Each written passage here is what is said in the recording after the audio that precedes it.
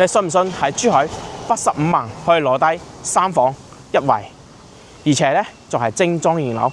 今日咧我哋嚟到珠海北站，可以睇下啦。呢度就係珠海北站啦。翻到拱北只需10分鐘可以到嘅。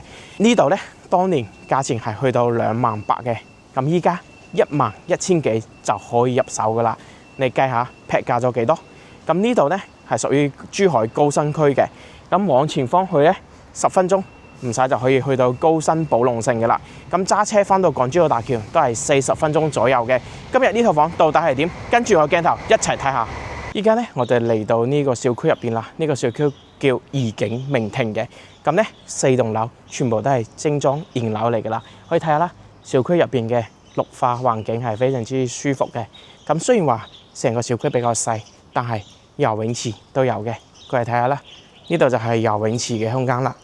嗱，4棟樓就整埋一個泳池喺度，小朋友、大人游水都係 OK 嘅啦，空間都係比較足夠嘅。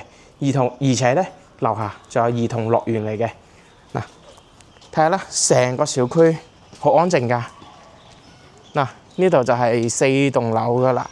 咁依家咧我哋睇嘅係76方嘅，同埋93方、96方，總價喺85到100出頭就可以攞低㗎啦。咁今日嘅房到底係點？一齊就上去睇下啦。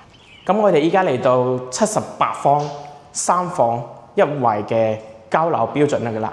咁呢一套咧就係之後交樓嘅單位。過嚟睇下啦，呢個係入戶大門嚟嘅。出嚟之後咧，呢有個防火門。咁之後呢一個單獨空間都係屬於你自己屋企嘅。可以睇下啦，餐客一體嘅。喺呢邊牆呢度咧，仲有個採光通風窗，所以咧成間屋對流空氣係非常之充足嘅。呢度就係廚房嘅位置啦。78方呢個廚房其實唔算大嘅，但係對於小3房嚟講，呢個廚房係夠用噶啦。咁呢度咧可以擺一個雪櫃嘅位置。咁可以睇下啦，呢一個露台啦，露台咧都係唔算大嘅，對於小戶型嚟講，呢個露台係夠用嘅。望出去咧無遮擋嘅，採光通風都係唔錯嘅。呢度係東北向。嗱，動靜分區嘅3房，過嚟睇下。呢邊咧首先係一個兒童房、父母房，同樣有採光，空間唔算大，1.2米嘅床係 OK。咁過嚟呢個就係洗手間，嗱，同樣係乾濕分離嘅洗手間，空間都唔錯嘅。呢間咧就係陽光房嚟噶啦。咁整埋一個書房啦、衣帽間啦，空間係夠用，而且咧呢邊係無遮擋嘅，採光相當 OK。過嚟呢間就係主人房啦，主人房有個大飄窗。咁主人房咧一張1.8米嘅床都係擺得落嘅，咁同樣咧都係無遮擋嘅。咁呢一套78方嘅夠唔夠用？一陣我哋過去睇下93方。我哋而家睇呢套咧係93方嘅3房2衛。可以睇下啦，成套房咧係樣板間嚟嘅，咁咧整咗一個輕奢奶油風格。可以睇下廚房嘅位置啦，咁出去咧本來係個生活陽台嚟嘅，咁咧就改造成一個開放式嘅廚房。咁之後咧呢度係封閉式嘅，可以睇下之後咧，如果我哋中意呢種風格嘅話，同樣可以咁設計嘅。呢度整一排櫃，收納空間充足噶啦。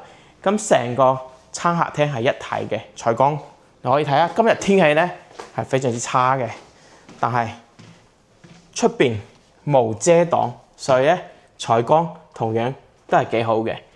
咁呢度就係珠海北站啦，喺我嘅右手邊望過去，珠海北站非常近嘅。咁呢套房咧100出頭就可以攞低噶啦。咁3間房，嗱，洗手間全部都係精裝高標嚟嘅，珠海馬桶啊、洗手盆啊嗰啲全部都有，空間咧都係夠用。咁睇下間有2間兒童房啦，父母房、兒童房都 OK 嘅，之後可以做個榻榻米啦。